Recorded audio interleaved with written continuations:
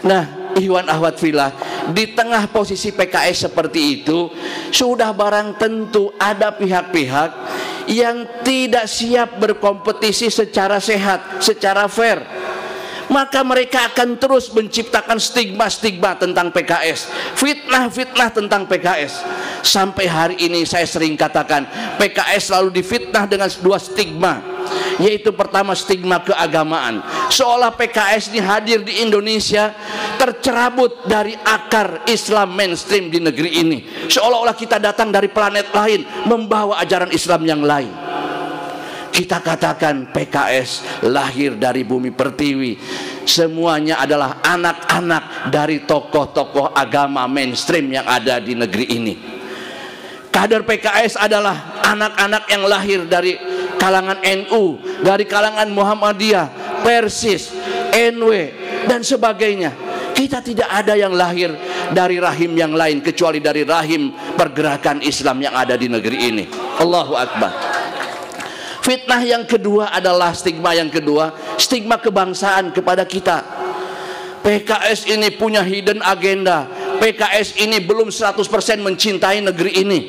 Ini semua dibikin oleh mereka yang tidak siap bertarung, bersaing, berkompetisi dengan PKS secara sehat. Maka digembor-gemborkanlah isu-isu semacam itu. Tapi kita tidak perlu hirau dengan itu semuanya. Kita yakin kita di jalan kebenaran, kita terus bekerja dan bekerja dengan penuh keikhlasan, kecerdasan, dan kerja keras. Semuanya adalah demi kepentingan umat, bangsa, dan negara ini. Bahkan seperti doktrin yang sering disampaikan pada antum semua, kita lebih mencintai umat ini daripada diri kita sendiri. Memang ucapan tidak bisa dipercaya oleh mereka, karena itu butuh pembuktian. Disinilah kita tidak usah terlalu risau menghadapi beragam fitnah itu. Teruslah kita bekerja dan bekerja memberikan khidmat kepada umat ini. Nah, Bapak Ibu sekalian, menghadapi beragam fitnah ini, karena kita sudah dewasa 20 tahun, saya minta kader PKS udah dewasa jangan baperan, jangan kayak anak kecil. Baru ada yang kirim medsos, ini langsung disebar di kalangan kader. Wah, ini apa nih, kiadah bertindak dong segala macam. Akhirnya fitnah yang tadinya cuma dilempar ke antum satu orang, akhirnya menyebar di kalangan kader, dan dia seolah-olah menjadi tokoh yang sangat luar biasa. Insya Allah nih Pak Dedi di DPP sebagai humas, beliau selalu memantau perkembangan medsos. Contoh kemarin ada yang memfitnah kita sebagai pendukung radikalisme dan terorisme. Itu kader gelisah, Ustadz ini orang polisikan aja sebagainya oleh DPP dan sebagainya. Ya, kita pasti berbuat, tapi kita udah dewasa, harus tahu nih orang ini berbuat ini latar belakangnya apa, tujuannya apa. Enggak bisa setiap ada itu harus hantam kromo. Akhirnya DPP setelah mengkaji, ternyata isu yang dilontarkan orang ini lakunya di grup-grup WA kader PKS. Di tempat lain tidak laku. Jadi yang membuat dia begitu terkenal itu antum semua. Tapi saya yakin bukan kader NTB, kader yang lain. Akhirnya kita melakukan penyikapan dua hal. Pertama, penyikapan lewat medsos, tapi tidak dilakukan oleh tokoh-tokoh PKS. Dan yang kedua, mengadukan dia ke polisi oleh DPW Jawa Timur. Maka Bapak Ibu sekalian, di medsos itu tone negatif tentang PKS sebagai pendukung radikalisme dan terorisme hanya 17%, tapi tone positifnya 69%. Terus karena dia diadukannya lewat DPW Jawa Timur, yang bersangkutan ngomong ke media, DPP PKS pengecut, tidak berani mengadukan saya, dia nyuruh DPW-nya.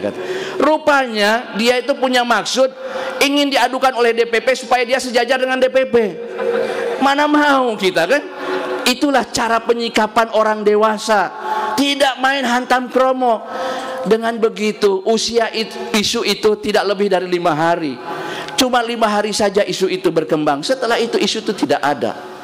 Nah ini ikhwan akhwat fillah, kita yakin fitnah itu adalah badihi, aksiomatik, pasti kena kepada kita. Yang penting adalah bagaimana kita menyikapi fitnah itu dengan proporsional. Dan yang lebih penting lagi, kalau jelas orang ini terus-terusan memfitnah kita, mengkonspirasi kita, maka tugas kita adalah memperkecil celah sehingga konspirasi orang tidak kena kepada kita. Kan kalau anak kecil tahu nih, saya nih mau dijerumuskan ke dalam sumur oleh temennya, dia main-mainnya di pinggir sumur, ya tinggal dijongklokin aja kan. Nah, kita orang dewasa kalau tahu ada orang yang mau menceburkan kita ke sumur, ya kita jangan main-main di pinggir sumur, di tempat yang jauh, atau paling tidak kalau terpaksa harus di pinggir sumur, kuda-kudanya diperkokoh, imunitasnya diperkokoh.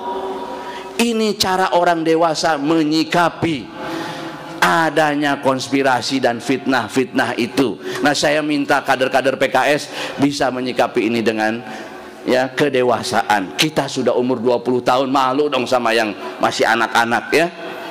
Yang kedua, Bapak Ibu sekalian, di tengah-tengah fitnah dan sebagainya, karena memang setiap pohon semakin tinggi pasti badainya makin besar, kita tetap harus optimis bahwa kita insya Allah memiliki masa depan yang baik, yang cerah. Bayangkan Bapak Ibu sekalian, dulu ketika PK didirikan, tokoh nggak ada, sumber daya politik nggak ada, tapi antum semua optimis kan bahwa kita adalah merupakan agen perubahan di umat ini. Tokoh mulai ada, sumber daya politik makin ada.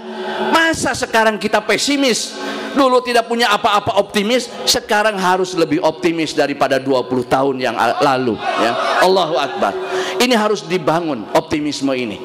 Ya, bahwa ada berbagai tribulasi, dinamika dan sebagainya, kembali kita orang dewasa sikapi itu dengan kedewasaan.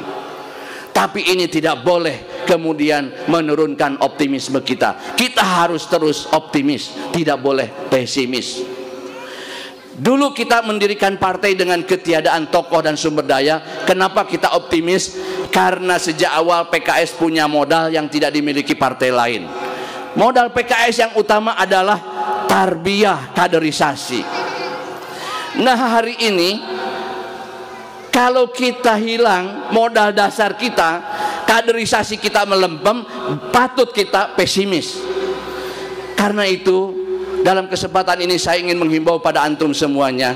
Dulu kita tidak punya modal tokoh dan logistik, tapi punya modal kaderisasi yang di situ melahirkan 3 modal lain: kader yang militan, struktur yang solid, dan amal jama'i yang sangat mengagumkan di PKS. Nah, sekarang modal dasar kita insya Allah kaderisasi masih tetap jalan dengan baik. Kader yang militan harus kita jaga, struktur yang solid harus kita pelihara, dan kebiasaan kerjasama kolektif atau amal jama'i kita pelihara. Plus hari ini Allah berikan tokoh juga mulai banyak, logistik juga belum melimpah tapi lumayan ada. Dengan modal yang semakin lengkap ini, tidak ada alasan buat kita untuk pesimis. Kita optimis menjemput masa depan. Insya Allah 2019 PKS akan masuk menjadi partai papan atas minimal 12%. Allahu Akbar. Allahu Akbar. Jalan-jalan ke Pulau Penyengat tidak terhalang oleh gerimis. Kalau lihat antum semua pada semangat, tidak ada alasan buat saya untuk pesimis. Allahu Akbar. Ini saya kira harus dijaga betul. Apalagi nanti Pak Bupati juga tadi kayaknya sudah tadi mendoakan supaya PKS makin berjaya. Kalau seorang pejabat mendoakan itu bukan hanya doa, insya Allah beliau sudah menyiapkan sesuatu untuk kebesaran PKS ke depan, insya Allah. Pak Jul juga begitu, saya kira. Itu yang kedua, muhasabah kita ya.